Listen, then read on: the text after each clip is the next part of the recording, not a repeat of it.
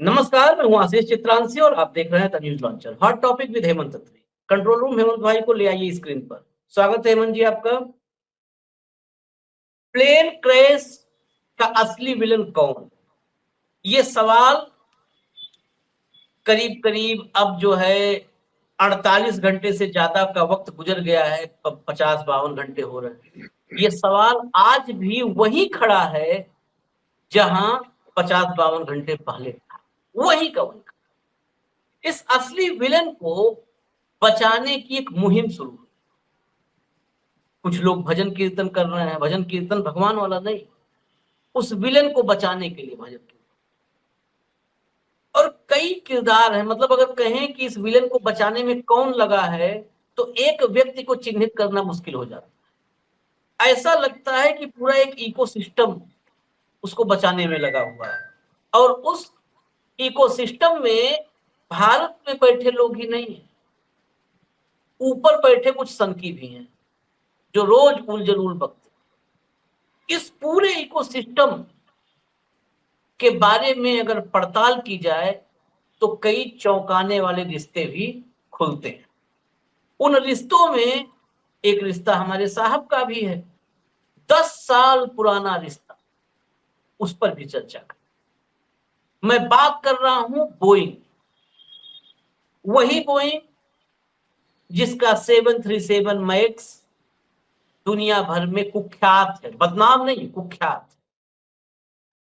वही बोइंग जिसका 787 dream liner दुनिया भर में बदनामी के चरम पर पहुंच चुका है। वही बोइंग जिसके विमान हादसे में 274 लोगों की अब तक मौत हो चुकी। उस बोइंग पर सवाल इतने गंभीर कि उसके सीईओ को इस्तीफा देना पड़ा। बोइंग के सीईओ ने इस्तीफा दिया। बोइंग के मैनेजमेंट के टॉप 3 लोगों ने एक साथ बोइंग छोड़ा था। बोइंग पर अमेरिका में जांच हो, बोइंग पर दुनिया के अलग अलग हिस्सों में सवाल खड़े। बोइंग के सौदे पर भारत में सीबीआई जांच सुप्रीम कोर्ट ने ऑर्डर किया। इसमें तमाम बातें तो आपके नॉलेज में अब तक आ चुकी हैं, हमने कई सो की।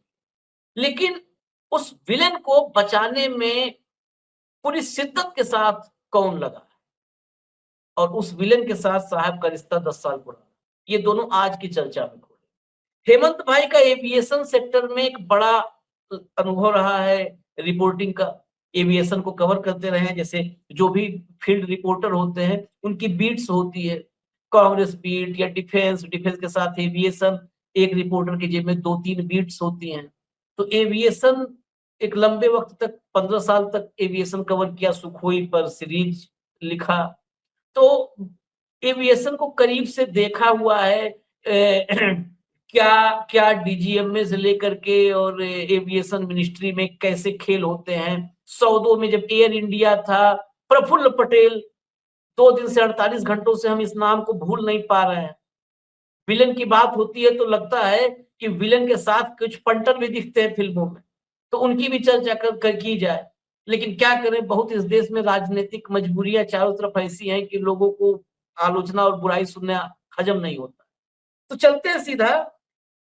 हेमंत भाई, पहले तो हम विलेन पे भी जाएंगे, लेकिन शुरुआत जरा कीजिए कि ये पायलट्स को पिछले 2 दिन से हमने इस पर एक कार्यक्रम किया था, लेकिन स्पेसिफिक नहीं किया था, उसमें बहुत सारी चीजें थी। आज स्पेसिफिक है। जो पायलट 8200 घंटे का अनुभव रखता था उड़ान की, जिस पायलट के बारे में किसी को संदेह नहीं है, तमाम लोग जो साथी हैं, जो कलीग्स हैं, कोई नहीं यकीन कर सकता है, उस पायलट पर जिसका 88 साल का बुजुर्ग पिता, दुखों के पहाड़ जिसके ऊपर दुखों का टूटा हुआ है, उस पर तमाम तरफ से, कई तरफ से उसको जो घेरने की कवायद हो रही है, जरा इससे बादल छाटने की जरूरत है। मैकेनिकल फेलियर, मैनुअल फेलियर, ये जो तमाम बातें चल रही हैं, जरा इसको पहले खोलिए, इस पर्दे को हटाइए। आशीष भाई नमस्कार, आपको सारे दर्शक साथियों को भी।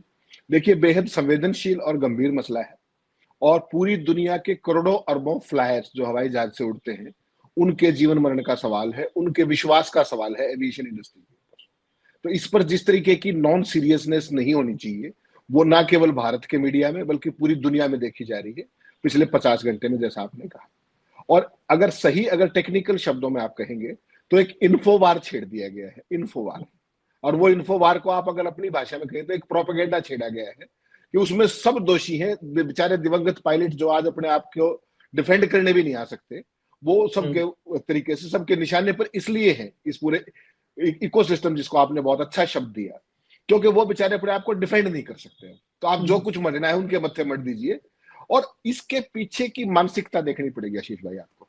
जब भी एविएशन इंडस्ट्री के अंदर, एविएशन हिस्ट्री के अंदर जो भी बड़े से बड़ा क्रैश होता है, बड़ा एक्सीडेंट होता है सिविल एविएशन में खासतौर पर, तो बेसिकली दो ही कंपनियां हैं दुनिया में सबसे बड़ी। नंबर 1 बोइंग है, नंबर 2 पे एयरबस है। एयरबस यूरोप की है, यूरोपियन कंसोर्टियम है पूरा, और बोइंग जो है अमेरिकन कंपनी। ये बेसिकली खेल सारा मुनाफे का है आशीष भाई। अगर आप कोई सीधा एक लाइन का सवाल ये है कि ये, क्योंकि अपन बिल्कुल टेक्निकल में जाएंगे लेकिन लेमेन्स लैंग्वेज में जाएंगे ताकि हर साथी समझ सके कि कहानी क्या है। केवल सिंपल सी बात है कि जो कहानी बढ़ाई जा रही है, आप सोचिए एक कोई, जैसे ये हादसा हुआ उसके चंद घंटों के बाद कोई कैप्टन स्टीव एक लाइन पे आ गया, मैंने फोटो भेजा है अभी आपको, दिखाइएगा दर्शकों को, वो पूरा ज्ञान पिछले 50 घंटे में दुनिया के चैनलों पर घूम घूम के भेज रहा है। जिस काम को ये शख्स है, ये इसको आप ये कह सकते हैं कि जो काम बोइंग का पीआर भी नहीं कर सकता, बोइंग का सारा दुनिया का इकोसिस्टम नहीं कर सकता, ये आदमी अकेला कर रहा है। और इस आदमी की नासमझी देखिए क्या कह रहा है। ये कह रहा है कि जब एयरक्राफ्ट ने टेक ऑफ किया, जो इल-फेटेड एयरक्राफ्ट था हमारा ये ड्रीमलाइनर, इसने जो एयरक्राफ्ट वो किया, तो इसने जो है, जो पायलट थे इसके, उन्होंने लैंडिंग गियर की बजाय फ्लैप को जो रिट्रैक्ट करते हैं, फ्लैप और स्लैट्स होते हैं जो पंख के ऊपर, उनको रिट्रैक्ट कर दिया। इस आदमी की बुद्धि पर मुझे तरस आता है। मतलब ये कितना, मैं क्या कहूं इसको, ये जो बेचारे हमारे पायलट दिवंगत हो गए, अकाल मौत को ग्रस्त हो गए किसी और के कारण से, उन सवालों को जवाब देने की बजाय उन पायलटों को दोषी ठहरा रहा है। एक बात बड़ी शीशे की तरह साफ है कि ये जो हादसा हुआ है दोनों इंजन की एक साथ पावर फेल होने के कारण हुआ है। इसमें तो कोई कंफ्यूजन अब बचा नहीं, कहीं बर्ड हिट का कोई बहाना बचा नहीं। मैं बिल्कुल टेक्निकल और लेमन की भाषा में आऊंगा और सारी चीज क्लियर होती चली जाएगी, एक एक चीज का जवाब देंगे। बेसिकली क्या है कि पायलट्स का कहीं कोई कसूर नहीं। जब ये एयरक्राफ्ट टेक ऑफ किया ड्रीमलाइनर अहमदाबाद से, इसके पीछे आपको पता है क्यू के अंदर इंडिगो का एक पायलट था क्यू में। जैसे ही इसने वो किया टेक ऑफ, उसको धमाके की एक आवाज सुनी, उसको सुनी एक आवाज धमाके की, तो कहीं ना कहीं इंजन में कोई इशू था और विद इन 2 मिनट्स तो ये एयरक्राफ्ट क्रैश भी हो गया एक तरीके से, अनफॉर्चुनेटली बहुत ही पीड़ादायक घटना। अब आप ये देखिए कि उस 2 मिनट के अंदर अंदर कहां तो एयरक्राफ्ट टेक ऑफ कर रहा है फुल फर्स्ट क्लास अच्छे तरीके से, और कहां दोनों इंजन पावर फेल हो गया with in fraction of second, कोई समय ही नहीं मिला। हाईएस्ट जो इसने एलिवेशन लिया वो 625 मीटर का था। ये जो श्रीमान जी कह रहे, पहले इसका जवाब दे देते, उसके बाद आगे। कोई भी पायलट, जब दोनों पायलट थे, कैप्टन सबरवाल और दूसरे जो उनके को पायलट थे, जब एयरक्राफ्ट अगर स्मूथली टेक ऑफ करता है, जैसे ही जमीन से 50 मीटर ऊपर जाता है, तो पायलट लैंडिंग गियर को रिट्रैक्ट कर देते हैं, वापस ले लेते हैं, पहिए मुड़ जाते हैं, सबने देखा होगा। इस केस में उन्होंने लैंडिंग गियर को रिट्रैक्ट नहीं किया। इसका मतलब जैसे ही टेक ऑफ हुआ, पावर में कहीं ना कहीं सप्लाई में इशू था और पायलट को ये लगा होगा कि मुझे इमीडिएटली वापस लैंड करना पड़ सकता है, इमरजेंसी लैंडिंग करनी पड़ सकती है। That is the only reason कि भाई ये तो 50 मीटर पे जाते ही करते। जो ये शख्स कह रहे हैं कि इन्होंने इसकी बजाय जो फ्लैप है और स्लैट्स है विंग्स के ऊपर, उनको रिट्रैक्ट कर दिया। इस भाई से कोई ये पूछे, खुद को पायलट कहता है कि जो लैंडिंग गियर का लीवर होता है वो कहाँ है, और उन दोनों का जो है स्लैट्स का और उसका फ्लैप्स का वो जो लीवर होता है मैनुअल, वो कहाँ है। कोई कंफ्यूजन की स्थिति ही नहीं है। ड्रीमलाइनर की कॉन्फ़िगरेशन देख लीजिए आप, कॉकपिट की जो बहुत दूर दूर है दोनों, और दोनों एक्सपीरियंस पायलट्स थे, कोई अनाड़ी नहीं थे। उनको पता है कि तुम्हारे साथ 242 लोगों की जान जुड़ी हुई है। तो 50 मीटर पे क्रॉस करते ही उन्होंने अगर लैंडिंग गियर को रिट्रैक्ट नहीं किया, तो इसका मतलब साफ है कि वो शुरू से संकट में थे। और उन्होंने इंस्टेंटली मेडे कॉल किया, 3 बार मेडे कॉल किया, और उन्होंने फिर ये कहा कि दिक्कत है, पावर नहीं मिल रहा है, थर्स्ट नहीं मिल रहा है। Exact word is thrust, I am not getting the thrust. और इससे पहले के अपने एटीसी से कोई जवाब आता, अनफॉर्चुनेटली वो हादसा हो गया। छोड़ दीजिए इस बात को, पावर फेलियर हुई, इसमें कहीं कोई संकट नहीं। पावर फेल्योर दोनों इंजनों का एक साथ जमीन से 625 मीटर हो जाना कोई मजाक नहीं है। 100% ये कोई फंडामेंटल फ्लॉ है जिसको छुपाने की कोशिश की जा रही है, और इसीलिए इतना बड़ा सिस्टम एक्टिवेट हो गया है। बोइंग जैसे ये हादसा हुआ, आपने देखा 2 दिन के अंदर उनके 6.5% शेयर गिर गए। किसको फायदा होगा? एयरबस को फायदा होगा। तो 2 पक्ष बन गए। एक पक्ष जो है वो ये कहता है कि भाई बोइंग का कसूर है, और दूसरा पक्ष ये है कि पायलट का कसूर है। खेल समझिए क्या है? असली खेल है मुनाफे का, अरबों खरबों रुपए का, दोनों कंपनियों की वैश्विक साख का। लेकिन मेरा और आपका सवाल है इंसानियत का, मानवता का, कि जो बेचारे जो उड़ रहे थे उस जहाज के अंदर, उनका क्या कसूर था? किसी को मुनाफाखोरी करनी करे, जिसको जो मर्जी आए करना, लेकिन आप जांच तो प्रॉपर होने दीजिए। बिना जांच हुए, जांच शुरू होने पहले आप ये कह रहे हो कि लैंडिंग गियर का ये कर दिया, उसका वो कर दिया, और खुद को कैप्टन कह रहे हो। अपनी ही बिरादरी, जो पायलट बिरादरी है, उसके पीठ में छुरा घोंपने का काम किया जा रहा है। अब मैं सिक्वेंशियली आऊंगा इस सारे पे। एयरक्राफ्ट टेक ऑफ हुआ, पिछले पायलट को धमाके की आवाज सुनाई दी टेक ऑफ के इमीडिएटली बाद, लेकिन ना तो कोई स्मोक इंजनों में से निकला कि इंजन एकदम बर्नआउट हो गया हो, ना कोई उसमें से लपटें निकली, ठीक। और एक जो जमीन पे पायलट था उसके अलावा किसी और ने रिपोर्ट नहीं किया, एक बात। दूसरा, जो इस पूरे एक्सीडेंट के अंदर एक ही सर्वाइवर है जो 11A सीट पे बैठे हुए थे, 11A सीट पे, उन्होंने भी किसी धमाके की आवाज दोनों इंजनों की और उसकी जिक्र नहीं किया, जबकि 11A सीट इंजन के काफी करीब होती है, ये आपको भी पता है, ठीक। तो और उसके बाद दोनों इंजन एक साथ पावर छोड़ देते हैं। इसका मतलब आप क्या कहेंगे? इसके 2 ही कारण हो सकते हैं। या तो इसकी पुअर मेंटेनेंस एयरक्राफ्ट की, इंजन की ओवरहॉलिंग, इंजन की सर्विसिंग, इंजन के spare parts, that is one part. वो है तो उसके लिए टाटा कहीं ना कहीं जिम्मेदार होगा, या टाटा का सिस्टम जिम्मेदार होगा। और अगर कोई फंडामेंटल फ्लॉ है तो उसके लिए बोइंग जिम्मेदार है। इसमें पायलट कहां से आगे, बता दीजिए। तो एक खास तरीके का नैरेटिव, ये जो आपका जो बंदी मीडिया है, तमाम कॉर्पोरेट का मीडिया है, देखिए आम आदमी से कोई लेना देना नहीं है, किसी हादसे से कोई लेना देना नहीं है। मानवीय संवेदनाओं, मानवीय मूल्य, मानवीय नैतिकताओं, उनसे इनका कहीं कोई खाता नहीं। जिस तरीके से पिछले 2 दिनों से बड़ा दुखी होकर मुझे कहना पड़ा आपको कि जो कुछ ये चल रहा है ये इंसानियत के हित में नहीं। अभी आपने देखा सिविल एविएशन मिनिस्टर ने प्रेस कॉन्फ्रेंस की कि 3 महीने के अंदर हम जांच रिपोर्ट लाने की कोशिश करेंगे, कमेटी बना दी है, ये कर दिया, सारी अच्छी बात है, वो स्टैंडर्ड प्रोटोकॉल है, SOPs है एविएशन के, वो होते रहे। इस पूरे केस में अगर सिविल एविएशन इंडस्ट्री, खासतौर पे दोनों मैन्युफैक्चरर्स अगर समझना चाहे, तो इससे पूरी एविएशन इंडस्ट्री की बहुत मदद हो सकती है। और वो मदद क्या हो सकती है कि आमतौर पे एयरक्राफ्ट का क्रैश क्या होता है, या तो समुद्र के ऊपर या पहाड़ों पे, और उसका ब्लैक बॉक्स आपको बहुत बहुत दिनों तक नहीं मिलता, महीनों तक नहीं मिलता, 80-80 100 दिन, हाँ। 200 इस दिन। इस हृदय विदारक घटना में बस एविएशन इंडस्ट्री चाहे तो एक ही सबक ले सकती है कि प्लेन एयरक्राफ्ट जो क्रैश हुआ, ये एयरक्राफ्ट के उस एयरपोर्ट के बिल्कुल नजदीक हुआ, और चंद घंटों के अंदर ब्लैक बॉक्स रिकवर कर लिया गया। उसका जो CVR है, कॉकपिट वॉइस रिकॉर्डर, और जो उसका FDR है, फ्लाइट डेटा रिकॉर्डर, वो दोनों सुरक्षित कर लिए गए हैं, सील कर दिए गए हैं। जांच शुरू हो जाएगी 16 तारीख से, 2 दिन बाद जांच शुरू हो जाएगी। चीजें चल भी रही हैं, ग्रास रूट पे भी काम हो रहा है, सारी बातें हो रही है।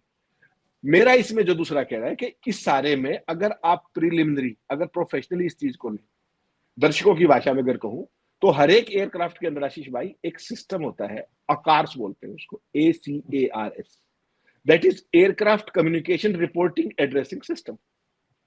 वो क्या करता है? ब्लैक बॉक्स से इंडिपेंडेंट है ये, इसका ब्लैक बॉक्स से कोई लेना देना नहीं, और वो रियल टाइम में हर सेकंड कह रहा हूं, हालांकि आप कह सकते हैं माइक्रो सेकंड, हर पल माइक्रो सेकंड में वो क्या करता है, ये उससे इंडिपेंडेंट है ब्लैक बॉक्स से, और इसका इंडिपेंडेंट कम्युनिकेशन लगातार एयर टू ग्राउंड रहता है। किसके साथ? नंबर 1 ADC के साथ, एयर ट्रैफिक कंट्रोलर के साथ, और दूसरा जिस भी एयरलाइंस का एयरक्राफ्ट है उसका जो एयरलाइंस ऑपरेशन सेंटर, AOC बोलते हैं उसको, उसके साथ उसका पल पल का डेटा का शेयरिंग है, हर पल का, किस स्पीड पे, किस एलिवेशन पे, किस उस पे, कौन कौन से फंक्शंस, कौन कौन से सिस्टम, माइक्रो सिस्टम्स, हर चीज का डेटा वो रियल टाइम में लगातार उसको भेजता रहता है। तो जिस पल ये हादसा हुआ, तो टाटा को तो 1 सेकंड के अंदर पता लग गया कि फैटल एक्सीडेंट हो गया है। उसके बाद अगर प्रारंभिक जो इशारा जो मिल रहा है वो स्ट्रेट अवे पावर फेलियर का है, दोनों इंजन का है एक साथ, जो 1 in million टाइम्स के चांसेस होते हैं, and that too immediately after taking off, within 2 seconds, 5 seconds, 10 seconds, 625 metre कुल हाइट थी। तो अगर सारे लोग चाहें तो जो प्राइमरी डेटा है वो तो इससे मिला हुआ है कार से आपको। तो देश के अंदर, दुनिया के अंदर अफवाहें ना फैले। अगर सीरियसली कोई बात करे तो इसी से ये बता सकते हैं कि प्राइमा फेसी हमें क्या लग रहा है। वर्डिक्ट का रूल आउट हो गया। पावर फेलियर तो 100% है ना। उस पावर फेलियर को छुपाने का खेल है ताकि बोइंग के शेयरों में गिरावट ना आए, बोइंग की वैल्यूएशन में गिरावट ना आए, बोइंग का जो मुनाफा है वो कहीं प्रभावित ना हो जाए। उसके अंदर फिर आदमी मरे ना मरे उससे इन धंधेबाजों को कोई फर्क नहीं पड़ता। और जो कहीं से इशारा आता है, सारा इकोसिस्टम जिसका आपने जिक्र किया, वो उस पर खेलने लग जाता है। पायलट की गलती, फलां की गलती, लैंडिंग गियर, फलां गियर, इन सब बातों के कोई मायने नहीं है। दोनों एक्सपीरियंस्ड पायलट थे। और ऐसे व्यक्ति के खिलाफ, और देखिए दुनिया में एक चीज जैसे मैंने शुरू में कहा, जब भी कोई फेटल एयर क्रैश होता है इतना बड़े लेवल पे और जिसमें पायलट नहीं रहता, तो सारी कंपनियों के लिए सबसे आसान काम कंपनी का बकरा कौन है? पायलट का एरर है। और उसमें एक शब्द और जोड़ लेते हैं, पायलट एरर की बजाय ह्यूमन एरर, जजमेंटल एरर, उस तरह के शोकेशी शब्द निकाल लाते हैं ताकि कोई किसी की भावनाएं ऑफेंड ना हो। हकीकत में आप जब बात करेंगे इस घटना के बाद, मैंने कम से कम 10-12 पायलट साथी जिनका 12-12 हजार, 13-13 हजार का एक्सपीरियंस है फ्लाइंग का, उन सबसे बात की। सारे के सारे डम फाउंडेड हैं आशीष भाई, dumbfounded. They are in a state of shock कि ये हो कैसे गया। एयरक्राफ्ट को जब टेक ऑफ किया उससे पहले क्या इंजन की सारा को देखा नहीं गया था किस पोजीशन में क्या है? दिल्ली से भी उड़ के गया था सारी बात। तो मेंटेनेंस का issue is one part and the other part is the basic structural and fundamental flaw in the engine itself. उसके ऊपर आपने अभी तक किसी चैनल पे बहस देखी क्या? ये वो इकोसिस्टम है जिसकी मैं बात कर रहा हूं, वो इकोसिस्टम है मुनाफे का।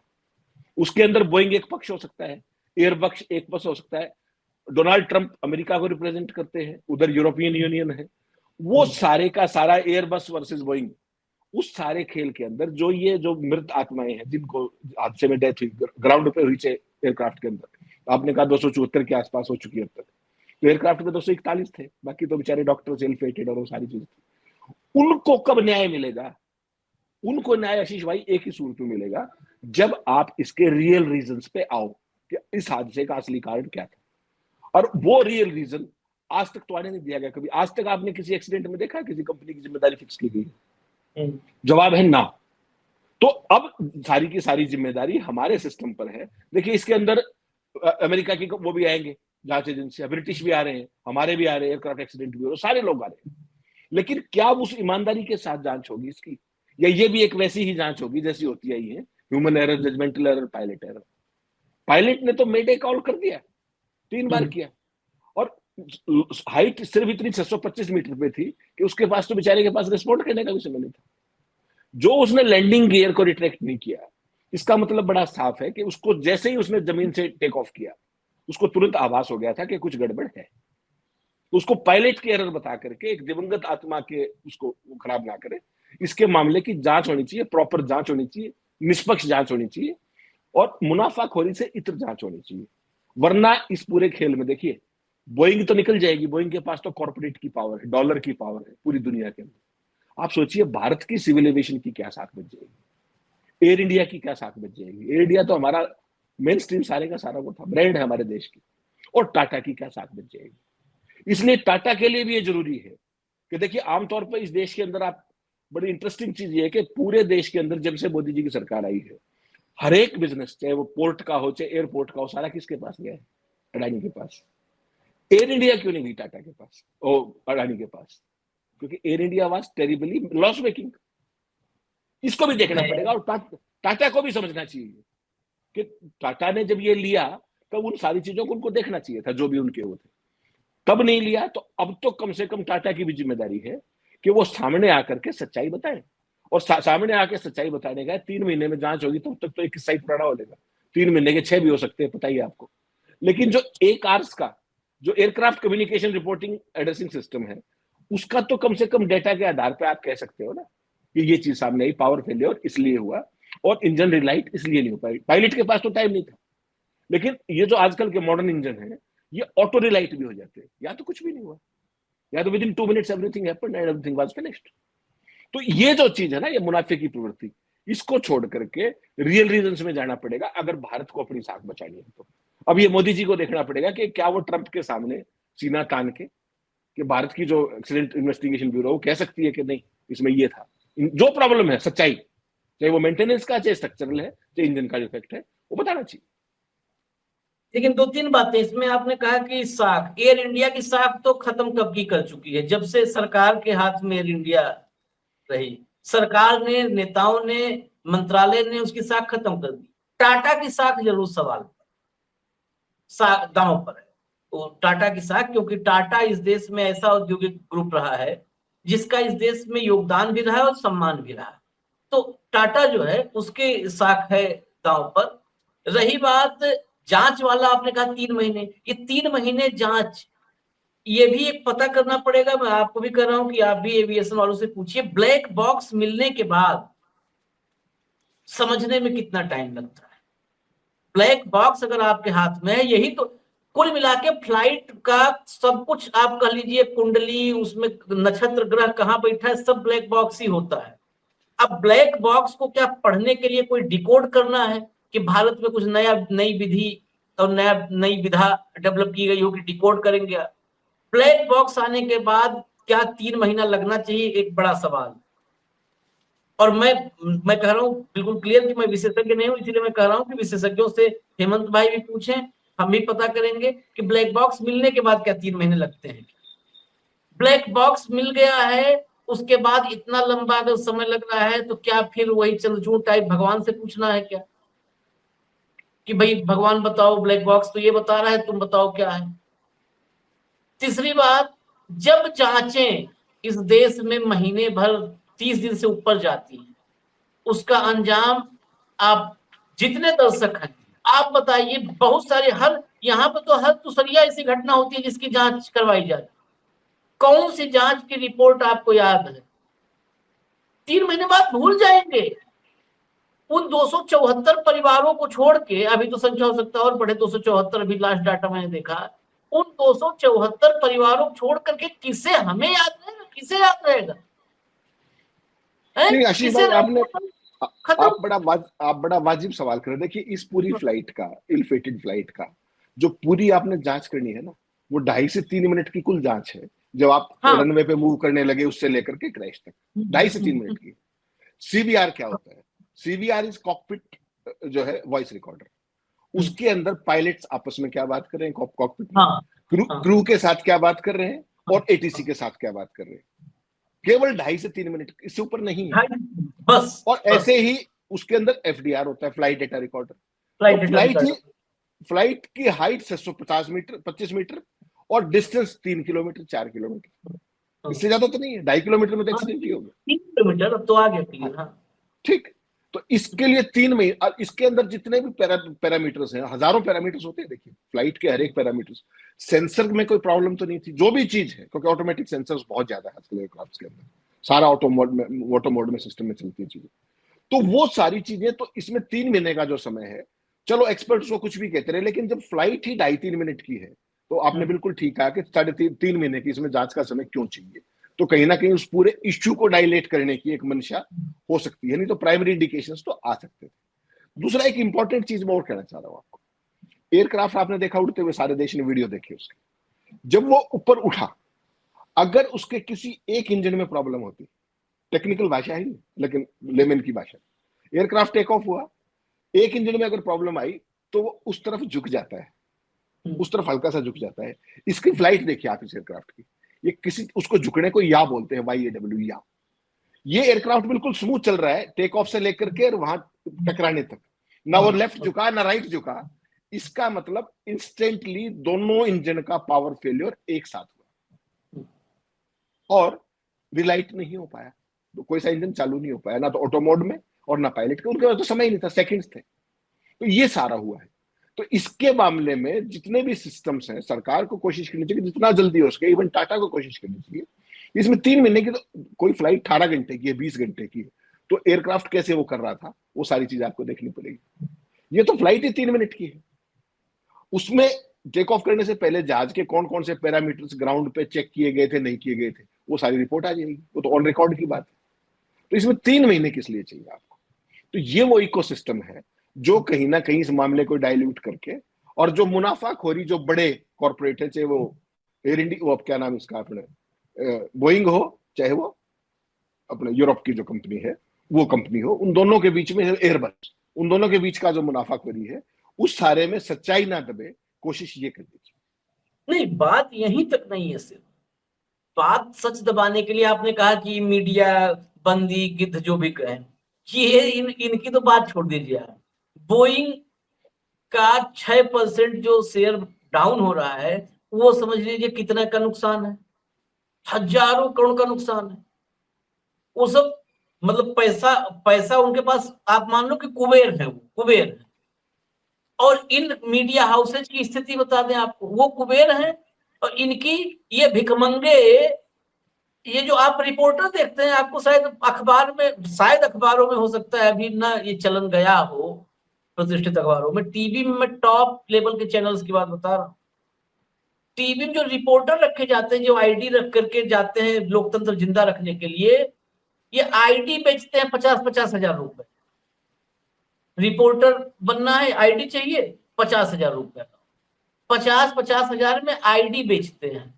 जो 50,000 रुपए में अपनी आईडी, मतलब अपनी पहचान को, अपनी साख को, अपनी इज्जत को किसी के भी हाथ में दे दे, वो भट्ठा चला रहा है, वो ठेका चला रहा है, वो मॉडल शॉप चला रहा है, कुछ चला रहा है, वो ठेकेदारी कर रहा है, उसके हाथ में 50,000 दे के जो माइक ले रहा है, दे रहा है, वो बोइंग का खुरचन में तो ये कथक और जो है कुचिपुड़ी करेंगे 5-7 दिन।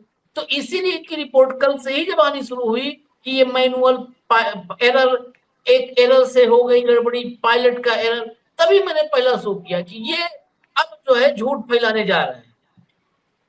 रही बात, एक हमने कहा था 10 साल का रिश्ता, तो आखिर में बता देते हैं 10 साल का रिश्ता, ये बोइंग विलेन है, इसमें कोई दो राय नहीं है। इसको बचाने और बचने की कोशिश कोई करता रहे, ये इसलिए नहीं कि अहमदाबाद का प्लेन क्रैश हुआ, इसका ट्रैक रिकॉर्ड है, इसके इंजीनियर ने, इसका एक इंजीनियर वो मृत पाया गया, संदिग्ध मौत हुई उसकी, जिसने बाहर निकल करके इस कंपनी से बगावत करके खुलासा किया था। ये भारत में नहीं होता है कि भारत में लोया मिला आपको, बाहर भी इसे मिलते हैं। उसने बगावत की, मरा हुआ मिला। उसने बताया था कि यहाँ पर मैन्युफैक्चरिंग बहुत जल्दी जल्दी करके पार्ट में असेंबल कर रही है, वो दुनिया भर के जो खामियां थी। विसल ब्लोवर था, उसने पूरी अंदर की जितनी भी फॉल्ट लाइंस थी उन सबको सारा एक्सपोज कर दिया था। सब एक्सपोज किया टॉप पे। तो जिसका ट्रैक रिकॉर्ड है, जिसके किसी एक ऐसा आदमी अपराधी, आदतन अपराधी रहा हो, जिसके ऊपर 10-20 हत्या का मुकदमा हो, तो पहला संदिग्ध वही। चुनाव होता है तो किसको नोटिस जाता है, किनके असलहे जमा करवाए जाते हैं, किनको लाल पर्ची जाती है, जो इस इलाके में कुख्यात होते हैं, जिनका ट्रैक रिकॉर्ड खराब होता है। तो बोइंग वो है, बोइंग का ट्रैक रिकॉर्ड खराब है, तो लाल पर्ची बोइंग के नाम पहले कटेगी, विलेन है, पहले संदेह के घेरे में आएगा सस्पेक्टेड नंबर 1 बोइंग। और सस्पेक्टेड नंबर 1 को ही बचाने की कवायद हो रही। उस बोइंग के साथ भारत का जो सबसे, ये तो मान लीजिए एयर इंडिया और ये सब तो चलता रहा है कि एविएशन सेक्टर में, जो उससे भी महत्वपूर्ण है डिफेंस। डिफेंस में बोइंग की एंट्री करवाने वाले हमारे मोदी जी 2015 अपाचे लेके, एयरफोर्स के लिए अपाचे, 2015 में डील हुई एयरफोर्स के लिए अपाचे, 22 अपाचे आए एयरफोर्स के पास। 2020 में डील हुई आर्मी के लिए, आर्मी को भी चाहिए थे सब, जो है सर्विलांस और सब के लिए आर्मी को चाहिए थे। तो फिर 6 अपाचे की फिर डील 2020 में हुई। डोनाल्ड ट्रंप, यही डोनाल्ड ट्रंप भारत के दौरे पर थे फरवरी 2020, और जब भारत में रहते हुए, डोनाल्ड ट्रंप के भारत में मौजूद रहते हुए बोइंग के साथ फिर 6 का सौदा हुआ। और 2015 और 2020 के बीच का फर्क, हेमंत भाई, एक अपाचे की कीमत जो 2015 में हमने डील किया था, उससे 1100 करोड़ रुपए ज्यादा 2020 में एक अपाचे का हमने डील किया। 6 अपाचे पे 6600 करोड़, 6600 करोड़ रुपए मोदी जी ने उस बोइंग को ज्यादा दिया। और ज्यादा दिए और आया भी एक भी अपाचे नहीं है। एयरफोर्स के जो 22 आए हैं उसमें से 4 की इमरजेंसी लैंडिंग हो चुकी है।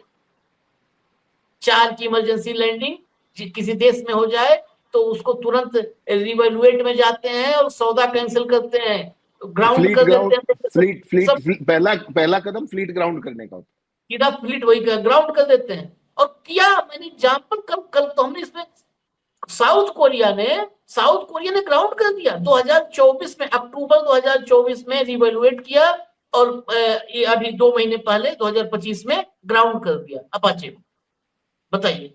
खैर चलिए चर्चा यही रोकते हैं, हम फिर आएंगे। स्पेशल शो भी हो सकता है आज शाम को एक लेके आए हेमंत भाई के साथ, नहीं तो कल हॉट टॉपिक विद हेमंत अत्री में हेमंत जी के साथ हम फिर आएंगे। इजाजत दीजिए हमें, नमस्कार।